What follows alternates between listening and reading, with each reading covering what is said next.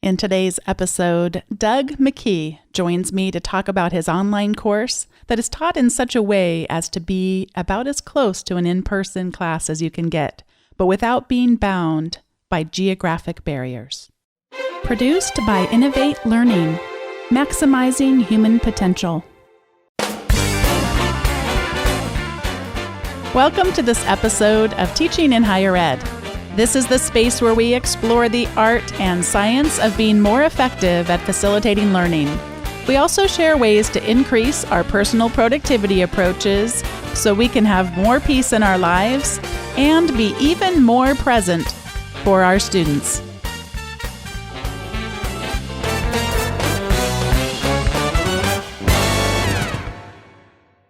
Today, I welcome back to the show Doug McKee. He is the Associate Chair and Senior Lecturer of Economics at Yale. His additional fields of interest are development economics, labor economics, health economics, and structural estimation. Doug, welcome back to Teaching in Higher Ed. It's great to be here again, Bonni. As I continue to learn, or I shouldn't say learn about you, but tell others about you, I go to your Twitter bio. It says you're a lecturer in the Yale Economics Department, and I love this last half. It says, I believe all great teachers have a lot to learn. And that certainly reflects who you are and the work that you do. But I'm curious, now that we know a little bit about your academic endeavors there at Yale, and we know you have this passion for continual improvement in your teaching, what do we not know about you that's important to know about who you are? Well, there's the fact that it took me quite a long time to figure out that I'm a teacher. My undergraduate degree is actually in computer science, and I had a passion for, I really wanted to create a person and kind of with computer software.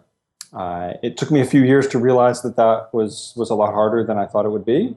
I went on to do internet software development, got a little burned out from that, ended up deciding that economics was a great way to kind of make my small dent in the universe, and basically focused on economic research for many years. And then it was only about, I would say, 6 years ago that I had a chance to teach a class, and I loved it. And found myself in the shower, instead of thinking about how I was going to solve some economic research problem, I was thinking about how I would solve some problem I was having in the classroom for getting some concept across, and I would get excited about teaching things. And it was only probably last year, after I got transitioned to, instead of 15% of my time teaching and 85% doing research, to, I would say, 85% teaching, 15% of my time doing research, that I realized, well, my mom's a teacher, and her mom was a teacher too, and I guess I'm also a teacher. Well, I'm so happy to have you back on the show, and I know you and I actually are still in the process of struggling with what we should even call today's show, because there are so many different ways of referring to learning and teaching as it goes online. And I know we're going to start with just this term, small private online classes, but it's not quite going to be descriptive enough, so we'll break that down a little bit. But tell me a little bit about how you define a small private online class, and especially what it's not. The classes that I teach, I've taught for 3 summers now in the Yale summer session. They're online classes. And they look nothing like these massive online open classes that you hear about in the newspaper, and that used to be kind of what everyone thought was the future of all education. And now I think people have kind of woken up and now they have a little bit of a hangover, the pendulum swung the other way. But I think online classes can be a lot of different things. And so when I would tell people I teach online, they'd say, oh, you have a MOOC. I said, no, I don't actually. I have about between, I would say, 5 to 20 students at any given time. My classes are synchronous, so they start at a particular time. The students, they all kind of do the assignments in sync and take exams in sync, as opposed to like an asynchronous class where anybody can start at any time, something you would see on, say, Udacity's website, for example. There are some parts that are literally at 7 p.m. or 5 p.m. And then there are some parts that just need to be done that week. Is that correct? Or before the live session that week, live sessions? So the way it's structured is there's a recorded video component. So the students are expected to watch about an hour of video before each class, and then they show up. And by showing up, that means they log in, and we use software called Zoom to do this. And I sit at my desk, and I have two monitors. And on one monitor, I have my slides that I'm going to use to teach that day. And on the other monitor, I see a big grid of people. And depending on who I'm talking to, I say, oh, it's like, if I'm talking to a younger group, I say, oh, it's like a Google Hangouts. If it's a little older group, I say it's like the Brady Bunch. And if it's a little older, I say it's the Hollywood Squares. But basically, it's a big grid of faces. And they're all there. And I say, good morning, everybody. And we have an hour-long class. But there's also exams at particular times and due dates for homework. Everybody has to have their homework in at a particular time. So in that sense, that's the way in which it's synchronous. On the exam, and I know you're going to talk a little bit about using Canvas. Is that where the exam is actually housed? No, not at all, actually. We've tried a few things. We've tried 3 years. We've tried 3 different exam strategies.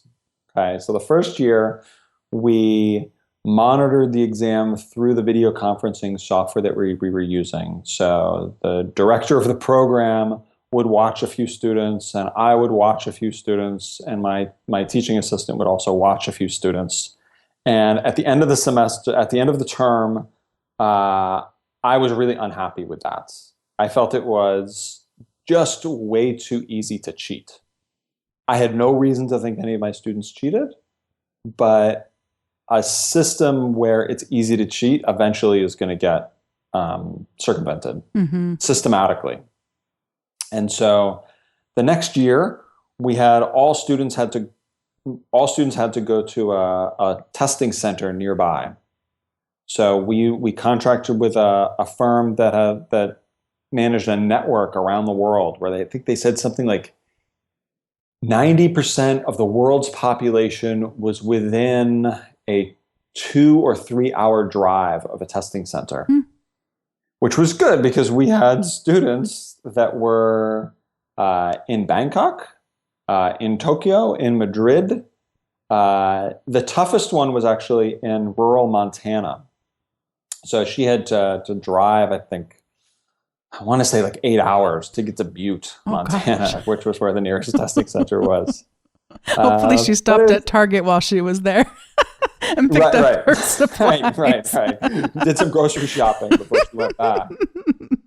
She was taking the class on a farm, and the internet was best outside. So at one point I made a comment in passing about goats, and she said, oh, I've got some goats right here. And she turned her laptop, and sure enough, there were goats walking by behind her. What a diverse group. But that's the power of the online class, is it just opens up the possibilities of who can take it by a huge amount. So in this case, it was, we'll get to this, but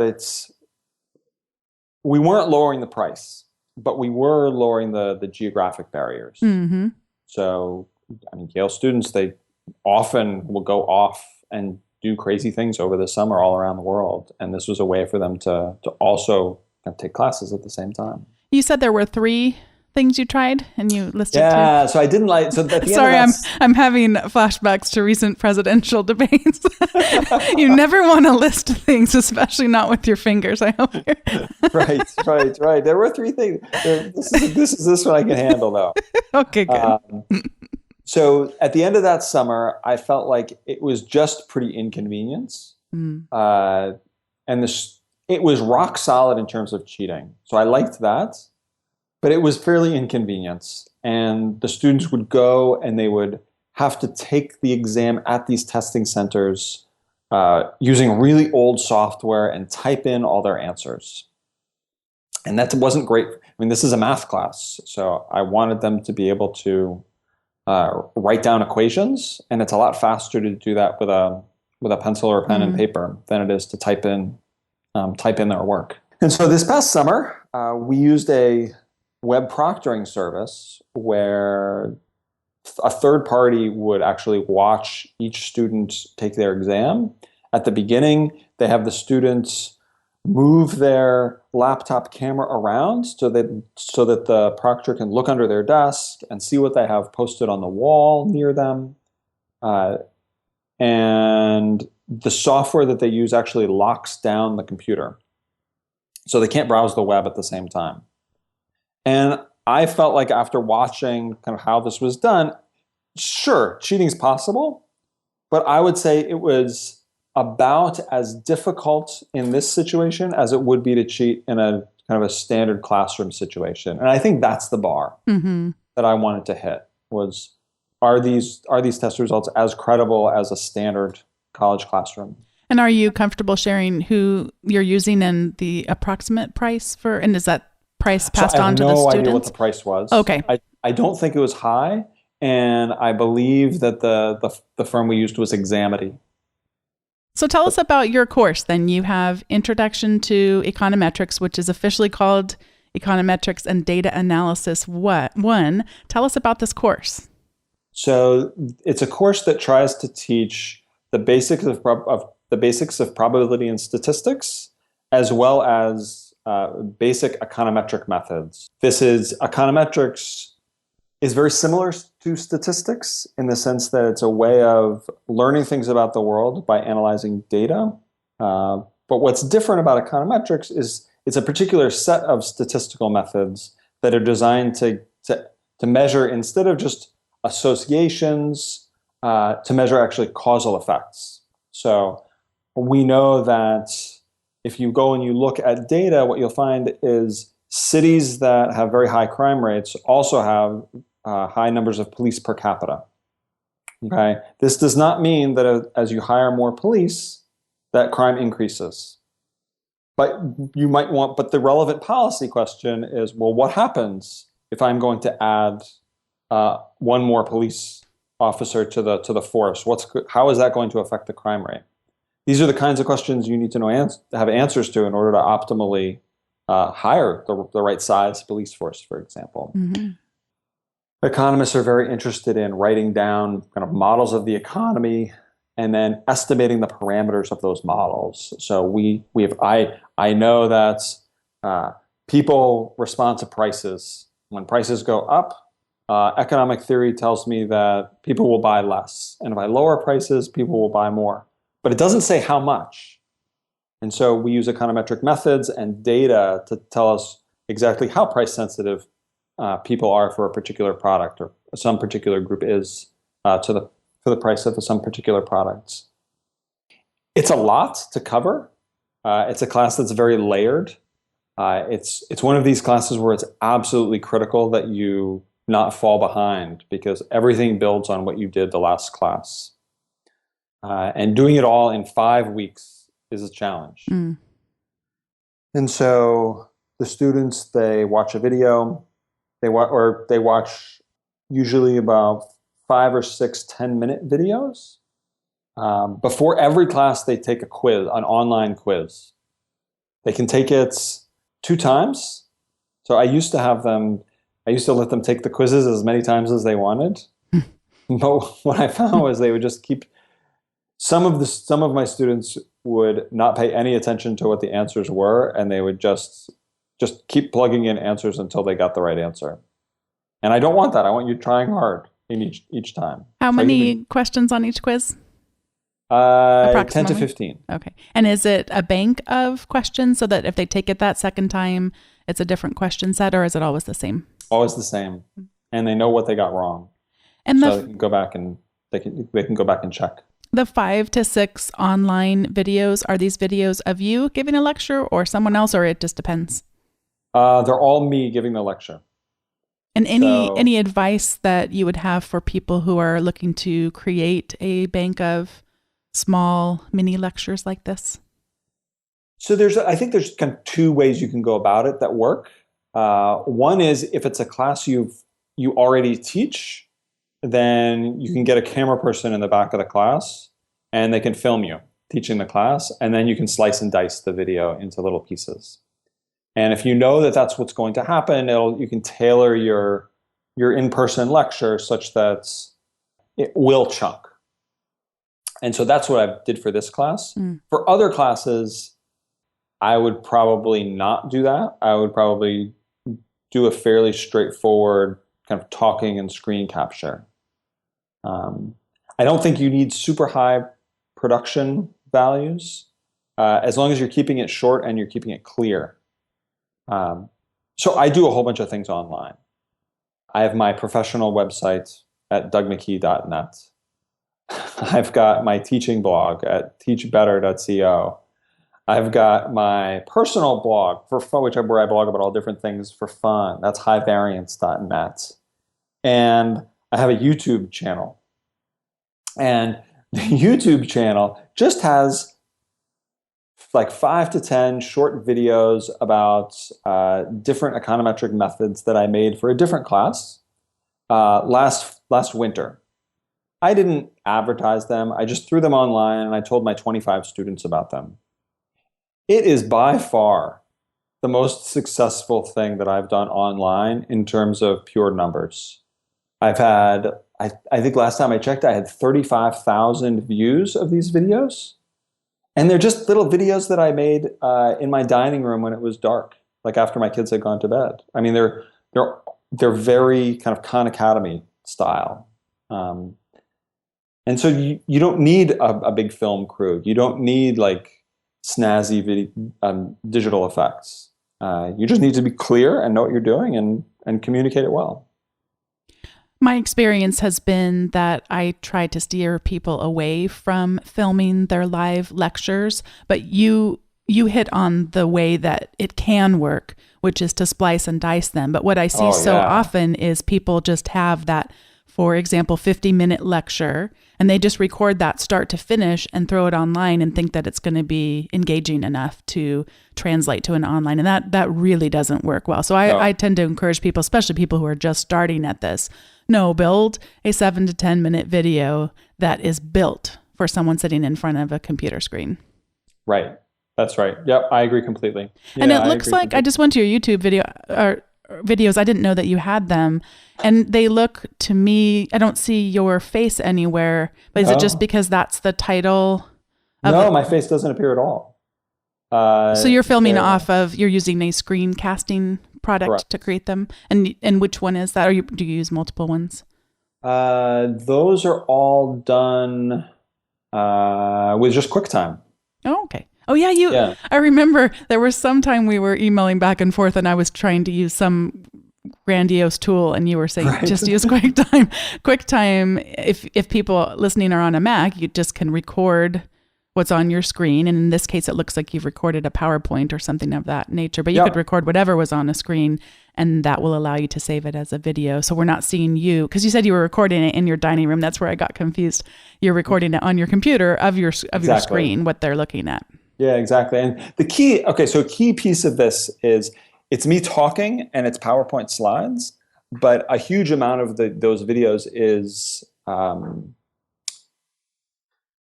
using a tablet.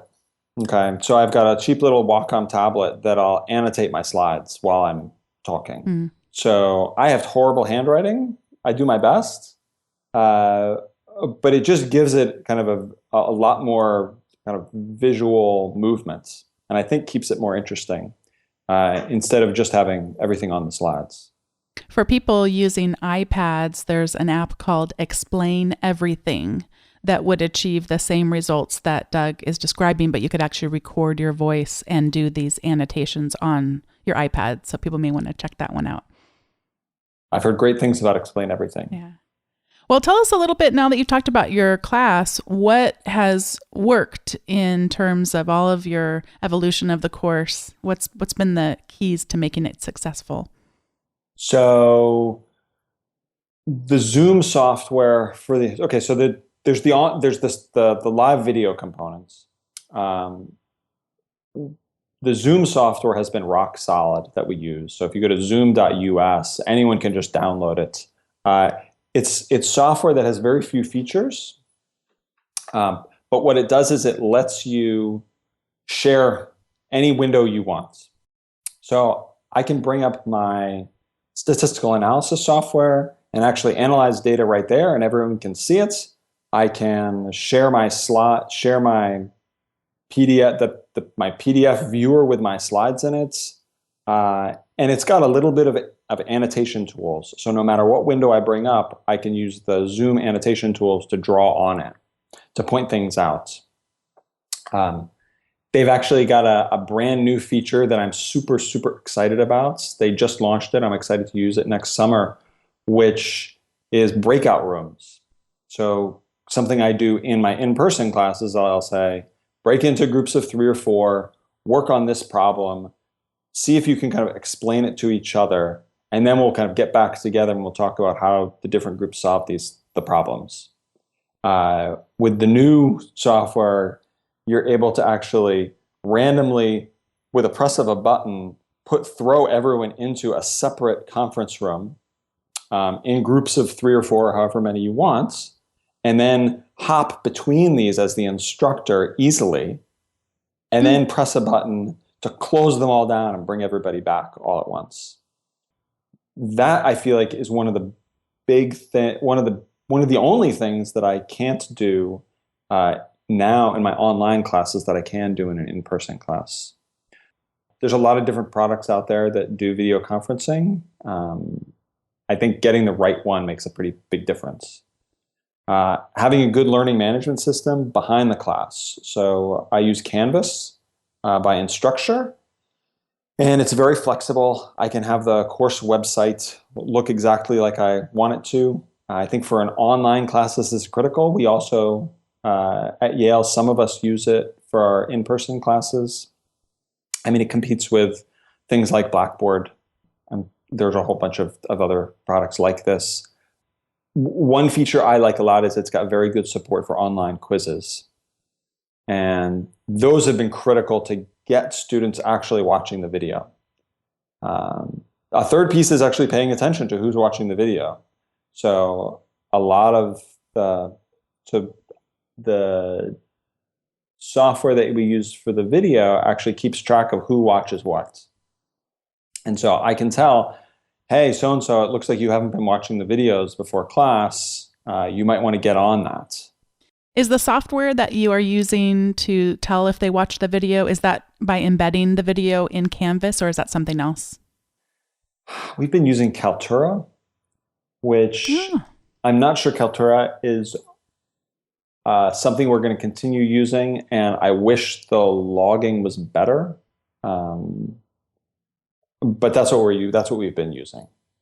Are they served up from inside of Canvas, but it's just in the background, Kaltura is? The key thing is that it puts like an ID wall in between. So students have to log in order to access the video. And once they log in, we can tell who they are and keep track of what they're watching and what they're not. Got it. That makes sense. I mean, if they really wanted to game it, they could hit play and go do something else. Mm-hmm. But that's not usually what's going on. Usually they want to watch, they just didn't get around to it. But the quizzes are key to make sure that they actually come to the live sessions prepared.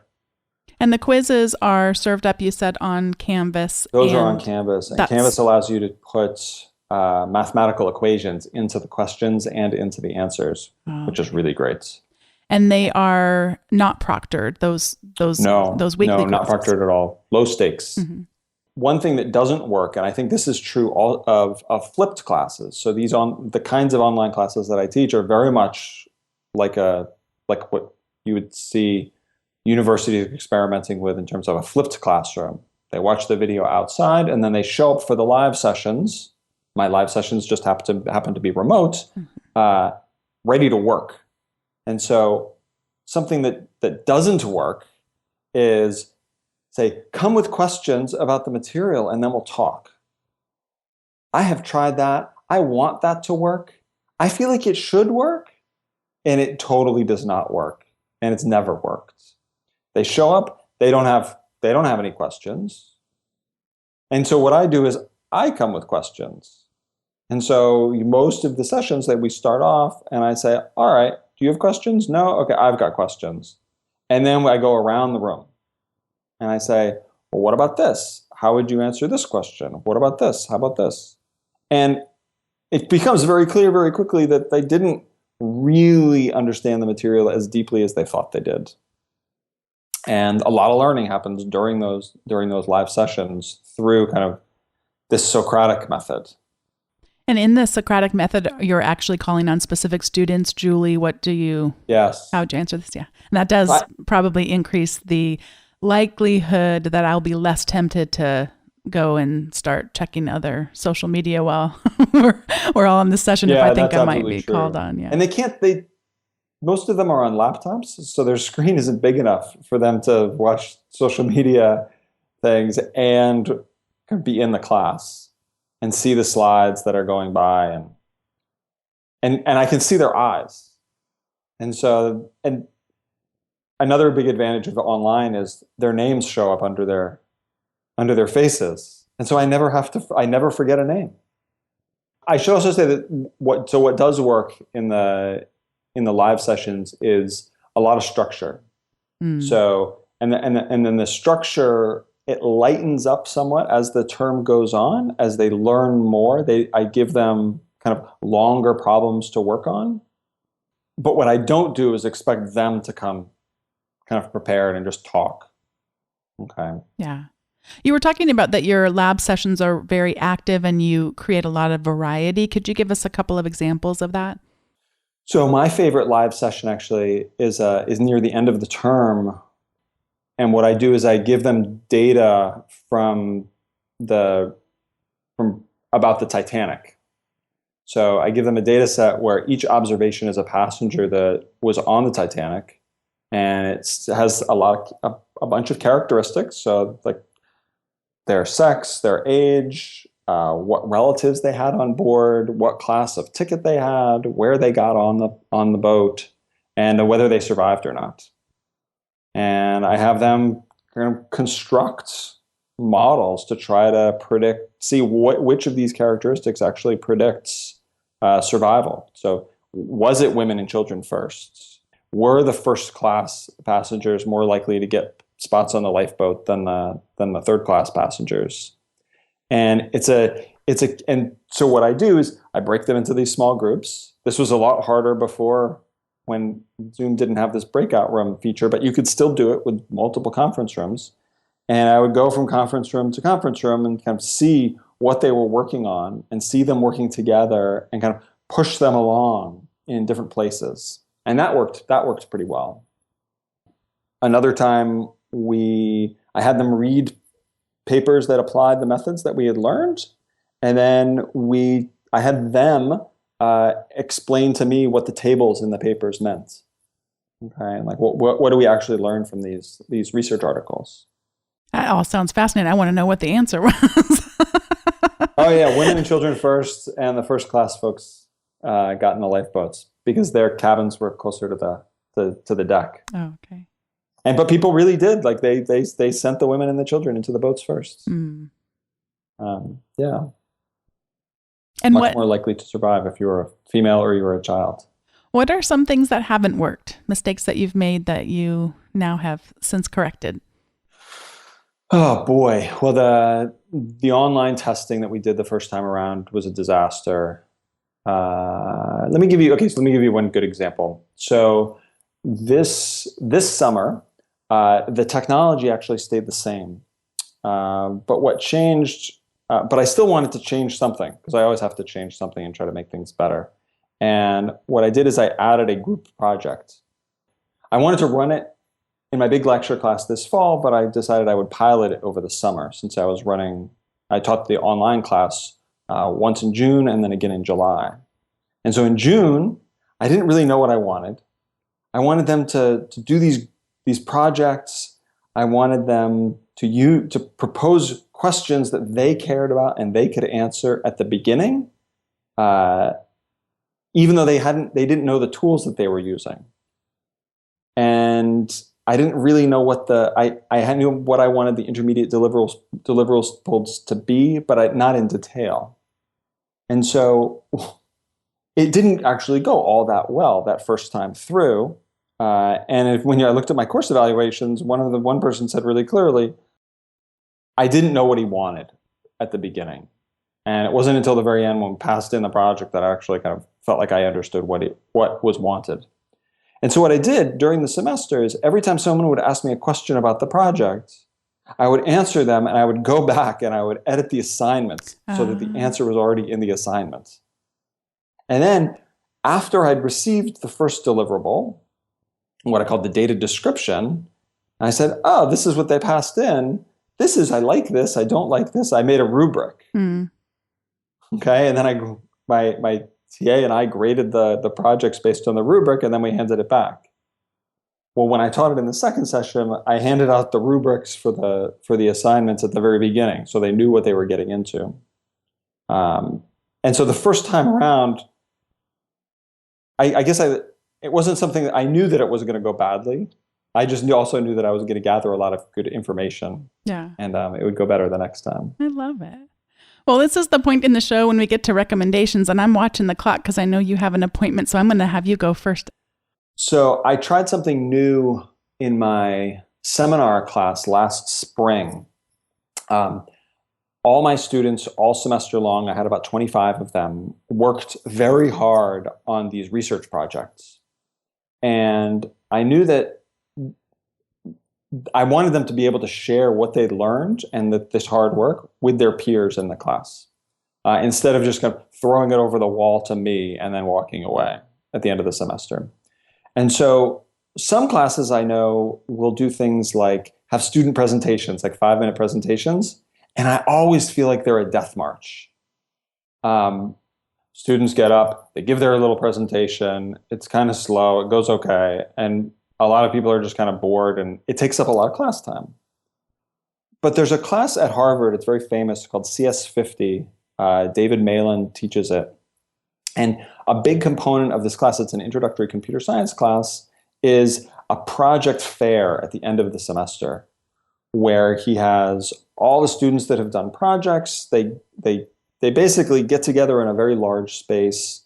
There's music, there's food, there's balloons, and it's half party and half sharing. And I said, I want that for my class. And so what I did in the spring is I said, we're going to have a poster session.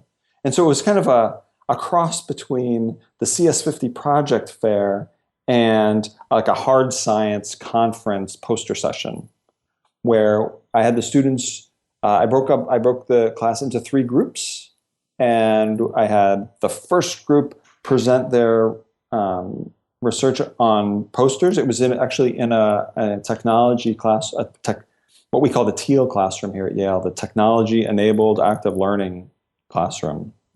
And when in the first round, 8 students put up their posters describing their work on big screens that are all around the edge of the room. And the rest of the students wandered around. We had music. It was a class on economics in Latin America. So I had Latin music, and I brought a bunch of food and drinks, and it was fun. And then at the end of that round, everyone voted on what was the best poster and what was the best project, because those 2 things, they're not always the same. And then I gave it a little award. And so it was very low stakes in terms of their grade, but everyone takes pride in their work. And it was much more about kind of sharing what you'd done than kind of trying to get a good grade. And it was great. We did it outside class time. We did it in the evening.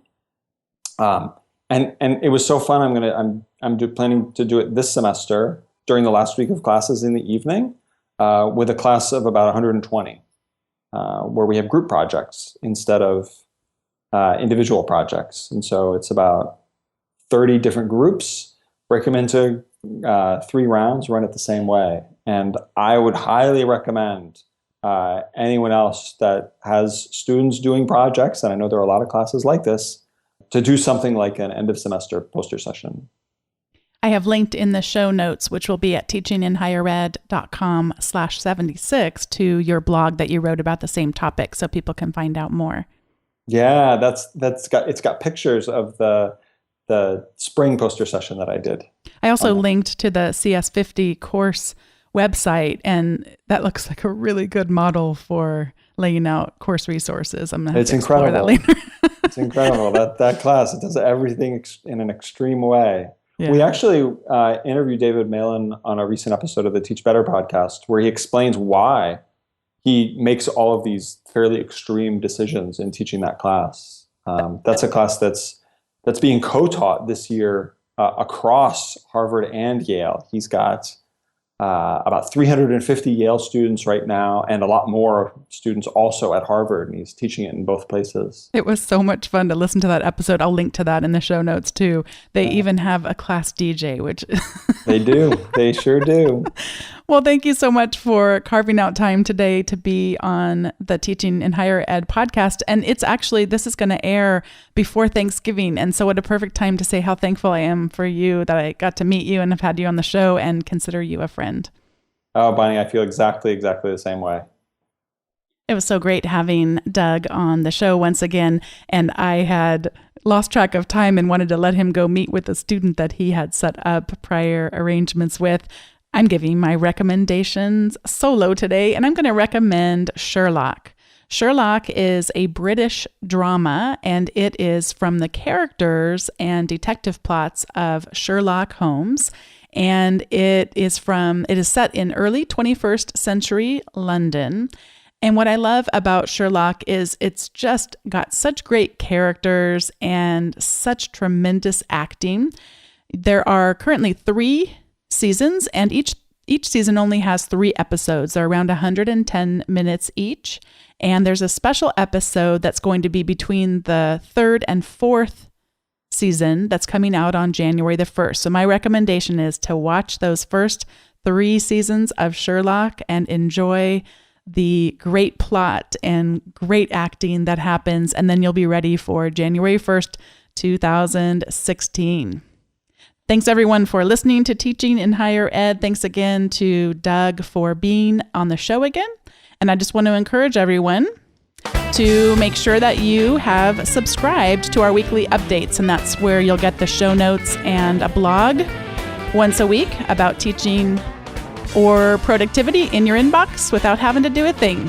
To subscribe, you just go to teachinginhighered.com/subscribe. And when you do, you will receive the free Ed Tech Essentials ebook that has 19 tools to help you integrate technology into your teaching and productivity. Thanks once again for listening, and we'll see you next time.